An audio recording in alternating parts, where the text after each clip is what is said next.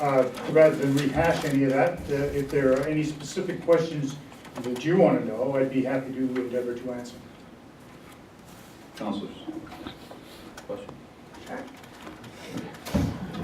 So I guess I'd like to walk back to the 6th and 7th, which I believe are the night of the incidents, and speak a little more about that, because some of the things we're hearing are terms like overwhelm the plant. That we didn't, we've all heard that there was an alarm system that there wasn't a part for, or whatever it may be. When we talk about, 2.5 inches of rain, that's, what, 50-year storm? Probably less.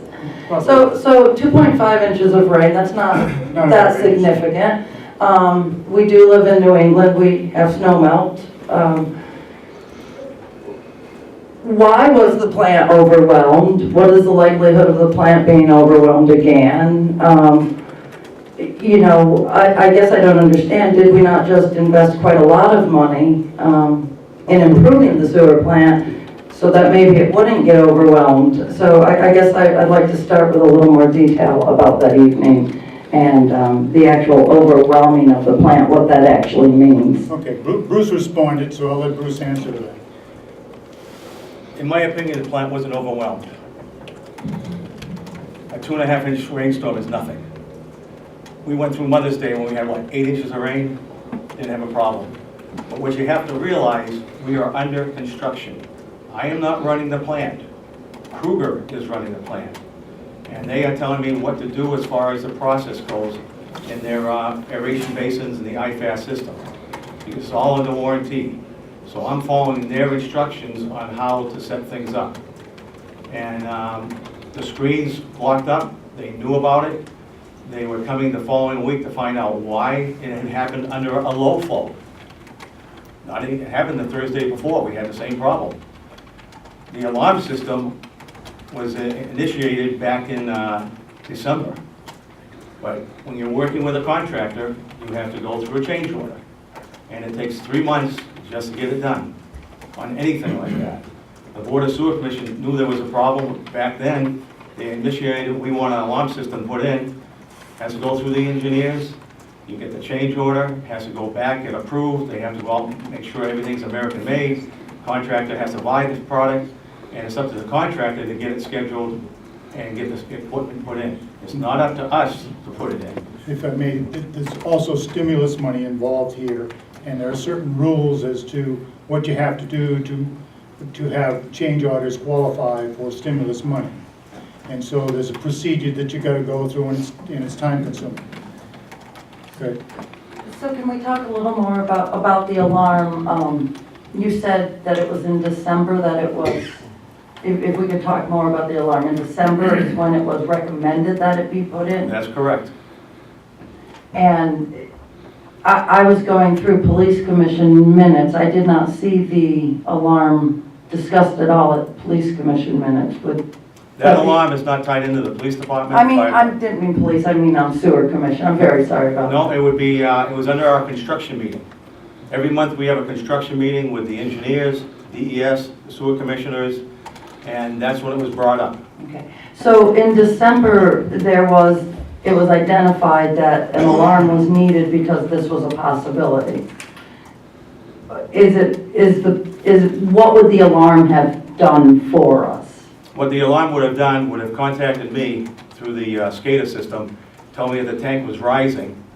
I would have got down there, and we already had a set of plans set in motion that we could stop what was happening. When I got to the plant on Monday, I got in there at 6:25. By 6:45, I had the plant running the way it was supposed to, because we knew what we had to do. So in December, it was known. The SCADA system that is, the alarm system that's in place now shuts off the pumps if it's triggered, and also informs Bruce or who's ever on duty at the time that there's a problem there and they can respond. So again, it was in December, it was identified that this alarm was needed or that the alarm had been approved? No. Because I've heard different things, that In it was December, November, it December. was, we had decided that there was a potential problem. We wanted this in. No other IFAS plants have this in. This is something that we decided we wanted, and that's the start of the process right there in December. All the other IFAS plants throughout this country do not have alarm systems. They have the same type of screens, the same setups, but we saw something that wasn't right, and the board says, we want that alarm system put in, and that's a change order. And you have The to go board, through. which board, man? Board of Sewer Commission. Sewer Commission Board That's said correct. they wanted the alarm. And you're saying that was in December? That's correct. Because I did not see that in, No, you wouldn't see it unless you had the contract minutes of that particular meeting. so I must jump back to, you said that this same thing had happened the Thursday before. That's correct. And that was during the day, I'm assuming? Yes, it was. And that way you knew it happened. Yes, it did. Yep. So seeing that this had just happened, was there anyone on staff over that weekend? Since we knew we did not have an alarm, and we knew there was a possibility of this happening, was there anyone on staff to take the place of that alarm, or to check in on the plant during that weekend, seeing that it had just happened a couple of days before? We talked to the engineering company, and we talked to Kruger. They told us what to do, how to set the process up, and they said we shouldn't have any problems over the weekend.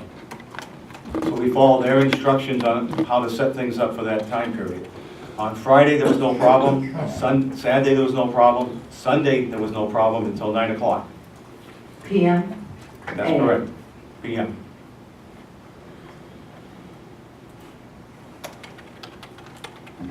Okay, for a few minutes, at least. Councilor Longfellow. Before the situation with the discs, how many times have we had overflows? We had no overflows. Never. No. We had backups, but no overflows. Councilor Pistol.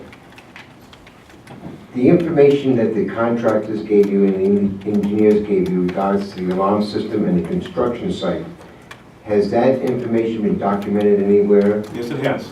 And are they fully aware that that you requested this information and it hasn't been, you requested the system, the alarm system, and it wasn't put in a timely fashion? Yep, everything's been recorded and documented. And you do have an alarm system now. Yes, we do. How did that alarm system get put in? And which one is that? Did you put it in or did the contractor? Oh, we can't do that. Everything has to go through the contractor. So the contractor put it in now? He put it in, it happened on the, by the end of the week of the 6th, it was installed. I can't give you the right day without having the That's paperwork okay. in front. It was after the incident took Yeah, place. it was a temporary hookup, is what they did. Okay, and they couldn't, in your opinion, could they have done that prior to the 6th? Yeah, they could have got them before then.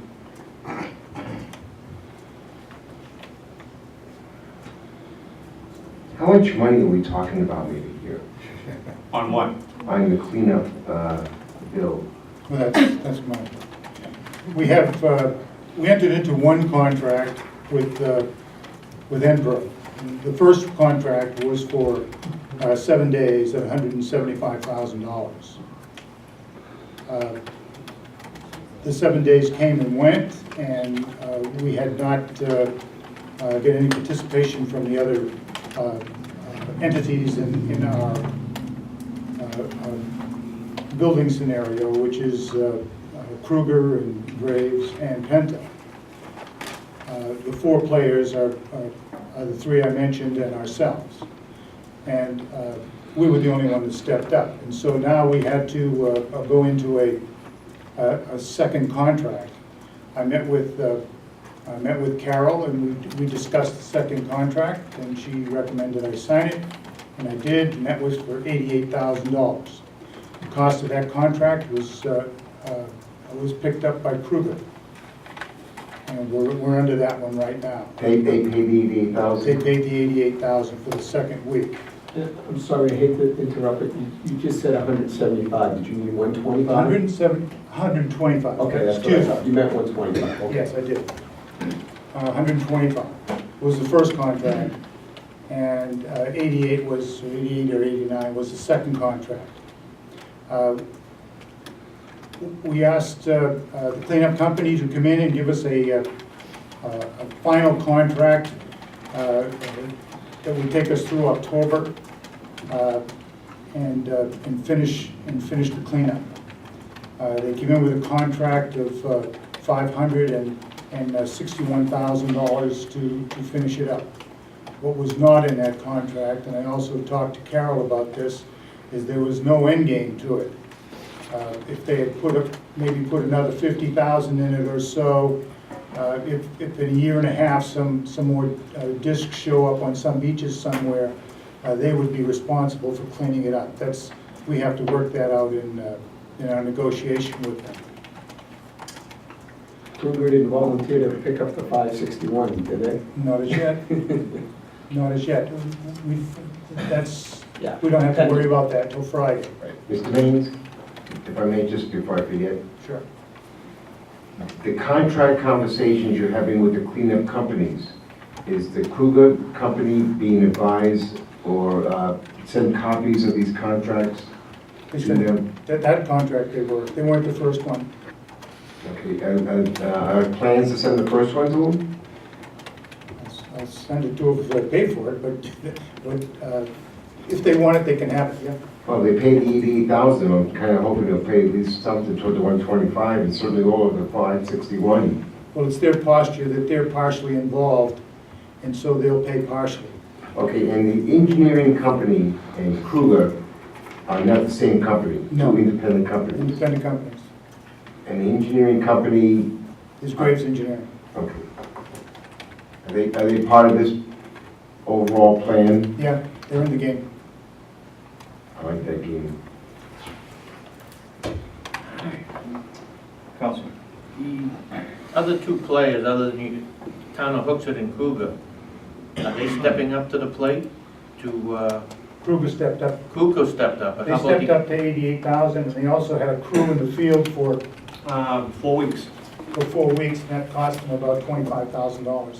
who are the other two players? The engineering company, what's their name? That's Graves Engineering, Engineering. and Penter is the contractor. Are they indicating that they're gonna step up and pay for some of this damage? Spoke with them, What was their response? thank you for calling. But they've all lawyered up, but nothing is coming around financially yet. We have employed a lawyer who's been on scene with us he's running a pretty good bill right now. But we're preparing for litigation, and we want them to know that. And when we initially talked with them, we said, look, we should all sit down, find out what it's going to cost to clean this up, clean it up, and then we'll get back together and figure out who's responsible. But that just didn't come to pass. Everybody's posturing and saying, I'm not the one responsible, and so we're gonna have to wait and see how it shakes out. Is there a bond on this, where any damage done, that the bond would take care of it? I don't think so. No. Not that type of one. We have the town insurance, but when we submitted a claim to the town insurance, we got a claim number and nothing else. They told us they'd pay up to $10,000 because it was a hazardous waste release, that they were not responsible for paying. So I contacted Carol and they said, if you had a problem with your landfill, this is, you're not gonna have any coverage there. So she's taking that under advisement. Our attorney is also challenging the decision of the insurance company, and that's ongoing. What are the amount of the fines from DES and EPA? Have they been told? I've heard about that? 25,000 from EPA, but I don't know what There, up at the row right now, there has been no fines. they haven't submitted it.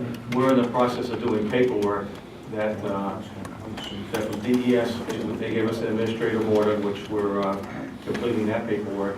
EPA has given us 30 days to submit paperwork also on a number of questions they've asked. And I believe, because I've never gone through this process before, they will look at that information and then determine what the next step is. There's a possibility that they're waiting to find out who's at fault. And And if we're found to be at fault, then certainly we'll be fined. But if we're found probably not at fault, then we probably won't get fined. That's my guess. So the engineering and contractors will be the ones that fall. We don't know yet. I know, but if